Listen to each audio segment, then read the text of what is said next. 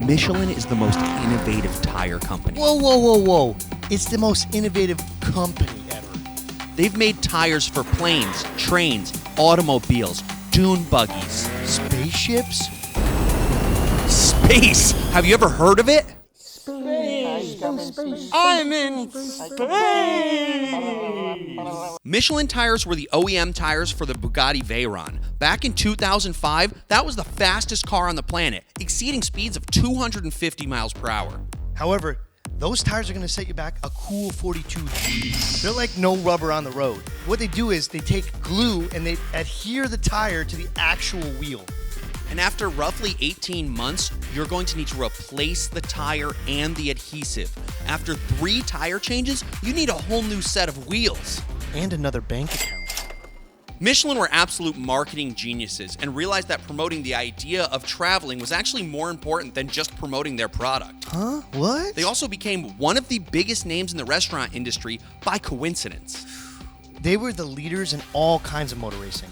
Endurance races including 24-hour Le Mans, MotoGP, World Rally Championships, IMSA, and Formula One.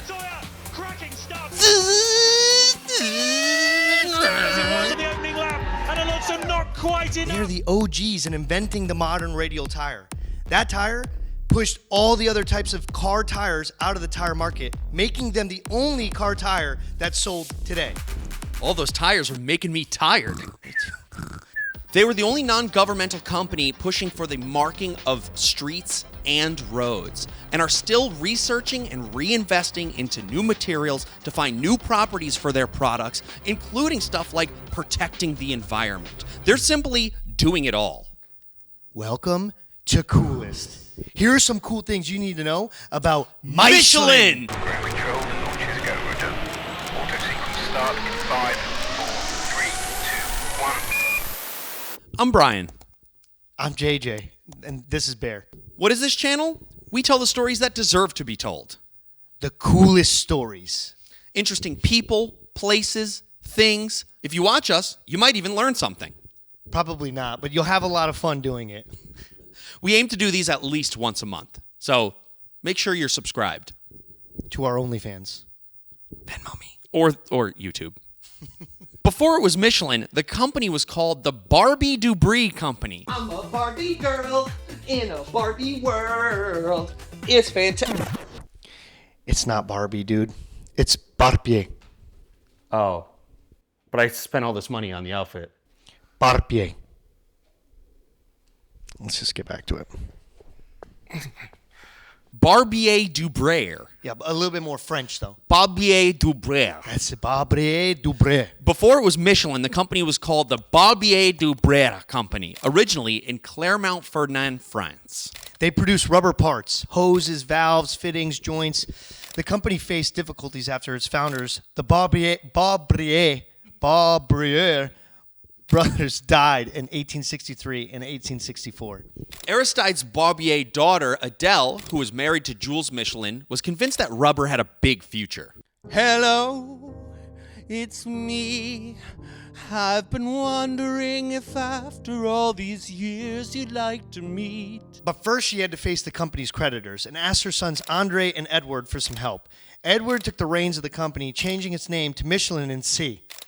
Like their predecessors, the brothers had big plans and quickly found new rubber applications. They launched a brake pad for hackney cabs and horse-drawn carriages called The Silent, a name that already hinted at their international ambitions. One day, a cyclist whose tire needed repair turned up at the factory.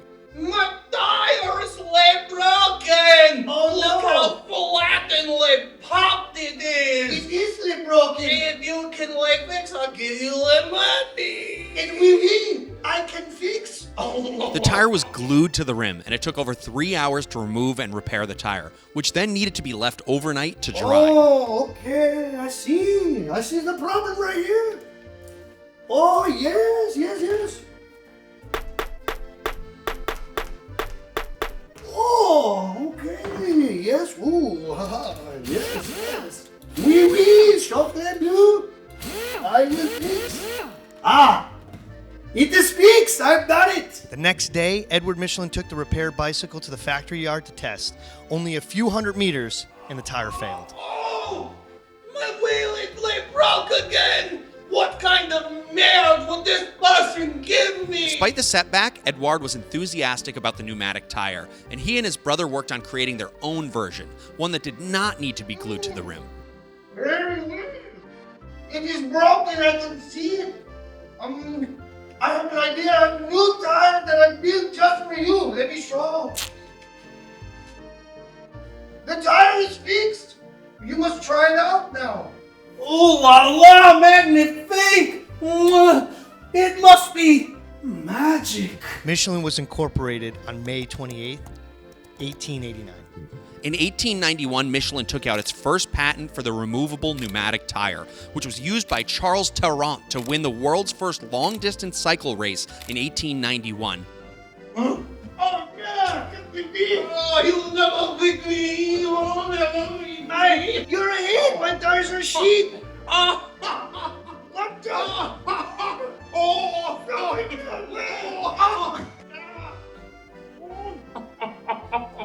don't blame me! Don't blame me!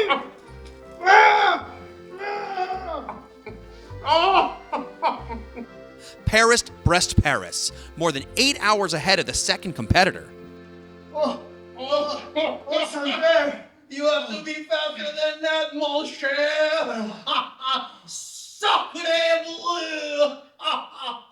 How long have you been here? At least 8 hours. In 1895, Andre and Edward Michelin became interested in the automotive industry, which they expected to grow quickly. They mounted the first car tires they designed on a vehicle called the Eclair, which participated in the Paris-Bordeaux-Paris race. The vehicle didn't win, but it made history by becoming the first car to ride on air. This was followed by a few years later by a new speed record made by the Michelin tire-equipped electric car. The smaller diameter and the wider tread of these special tires made them very stable, and they already looked like modern tires. Thanks to these tires, Janotzi's Jamais Conté, which means never satisfied, became the first vehicle in the world to break the symbolic 100 kilometer per hour barrier. Oh, so fast! Ooh la la! 100 kilometers per hour, you're so sexy. I am never satisfied. It is only 60 miles per hour. This car is so beautiful. I was not satisfied now, and I was not satisfied last night. In bed. In 1898, the Michelin Man, Babendum, I don't think that's... The Michelin Man, Babendum, was born in a pile of tires. His instantly recognizable silhouette came straight out of an imagination of Andre and Edward Michelin and was drawn into existence by artist Marius Rossolin, known as O'Gallop. To the stage, the Michelin Man, Babendum. B545. That's not the Michelin Man. Yeah, I am. Oh! I'm the Michelin guy. He's not even made of rubber. I'm the Michelin. I'm the Michelin guy. I'm the Michelin guy. Rubber tires were originally gray-white, or light translucent beige. In 1912, they became black when carbon was added to them as a preservative and a strengthener. The company changed Babendum's color to black as well and featured him in a bunch of several print ads. They decided to abandon the change, citing printing and aesthetic issues, not racial concerns as commonly believed. In 2000, the Financial Times named the Michelin Man the best logo of the century. And in 2018, the Michelin Man was voted Millennium Icon. In 1900, there were fewer than 3,000 cars on the roads of France. To increase the demand for cars, Michelin published a guide for French motorists, the Guide Michelin. Nearly 35,000 copies of the first free edition were distributed. It provided information to motorists such as maps, tire repair and replacement instructions, car mechanics listings, hotels, and gas stations throughout France. The brothers published the guide for almost the entirety of Western Europe. In 1909, an English-language version of the guide was published. During World War I, the publication of the guide was suspended. After the war, revised editions of the guide continued to be given away until 1920. It is said that Andre Michelin, while visiting a tire merchant, noticed copies of the guide being used to prop up a workbench. Yes, nice. Oh, chocolate blue! What are you doing putting this underneath the bench? It is trash. Nobody wants that garbage? Oh, no. Everyone will pay for this now. Everyone's going to Nobody pay. will pay for the trash. Everyone will pay. You will see. Everyone will pay. Based on the principle man only truly respects what he pays for, Michelin decided to charge for the guide, about 7 francs or about $2 in 1922. They also made several changes, notably listing restaurants by specific categories, adding hotel listings, and removing advertisements. Recognizing the growing popularity of the restaurant section, their brothers recruited a team of anonymous inspectors to visit and review the restaurants. The guide began to award stars for the restaurants in about 1926. Initially, there was only a single star awarded. Then, in 1931, the hierarchy of 0, 1, 2, and 3 stars was introduced. Finally, in 1936, the criteria for the rankings were published. Here we go. 1 star. Very good restaurant in its category. 2 stars means excellent cooking, worth a detour. 3 stars, exceptional cuisine, worth a special journey. This is shitty restaurant. I don't know why we even decided to Your eat here. food, sir. Oh, this is shit. I wouldn't even feed it to my dog. Oh, get that out of here. 1 star. No! This is shit. We are ruined. In 1931, the cover was changed from blue to red and has remained so in all subsequent editions. Inspectors' meals and expenses are paid for by Michelin, never by a restaurant being reviewed.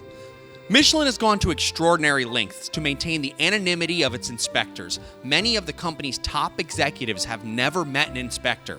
Inspectors themselves are advised to not disclose their line of work, even to their parents, who might be tempted to boast about it. And in all the years that it has been putting out the guide, Michelin has refused to allow its inspectors to speak to journalists. I have a very big secret.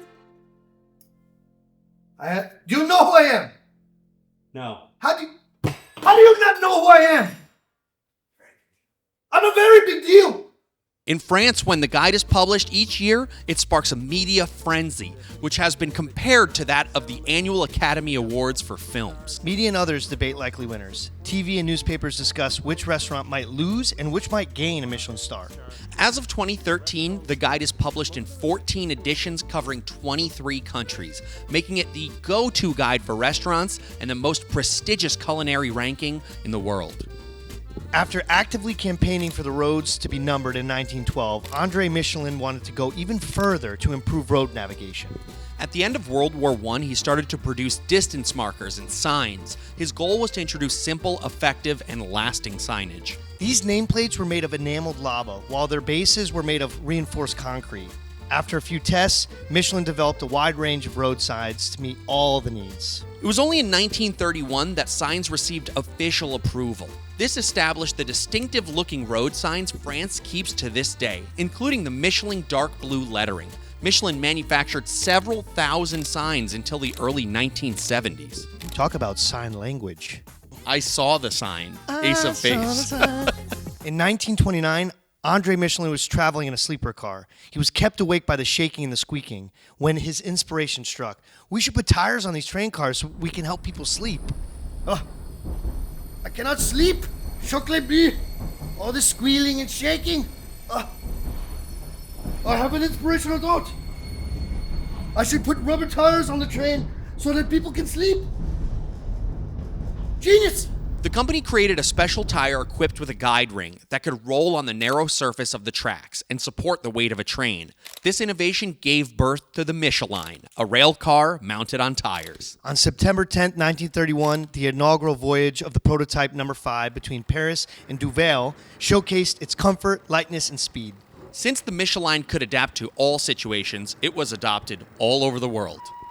Michelin developed and patented a key innovation in tire history, the Radial Tire. They successfully exploited this technological innovation to become one of the world's leading tire manufacturers. Michelin had bought the then bankrupt company Citroën in the 1930s. They started conducting tests as part of the TPV program for Toute Petite Voiture, or very small car.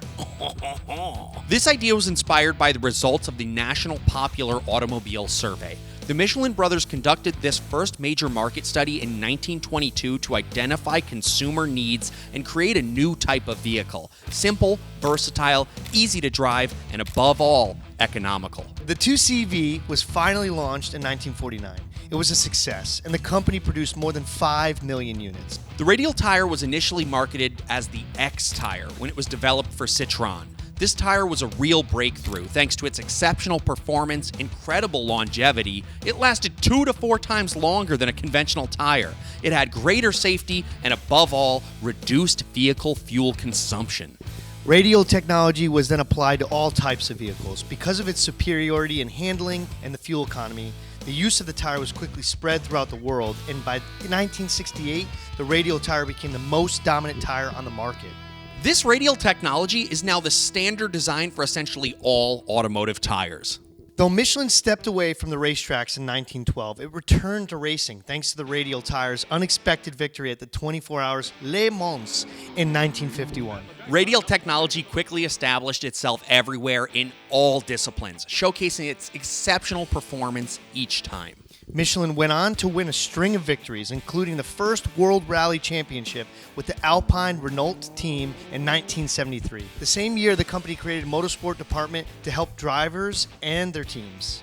Next came World Championship titles in the Formula One in 1979 and MotoGP in 1984. Michelin first competed in the 1977 Formula One season when Renault started the development of their turbocharged F1 car. Michelin introduced Radial tire technology to Formula One and won the Formula One Drivers' Championship with Vabram and McLaren before withdrawing at the end of 1984. The company returned to Formula One in 2001, supplying the Williams, Jaguar, Benetton, Prost, and Minardi teams.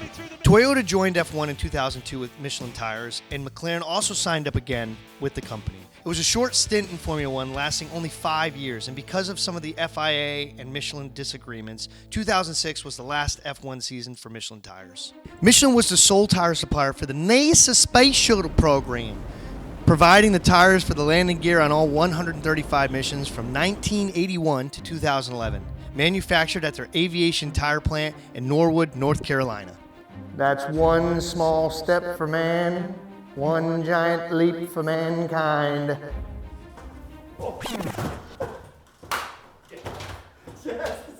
The tires for the space shuttle underwent extreme conditions, from landing at speeds up to 288 miles per hour to carrying loads as much as 3 times that of a Boeing 747 tire, which is the equivalent of a 40-car starting lineup at a NASCAR race.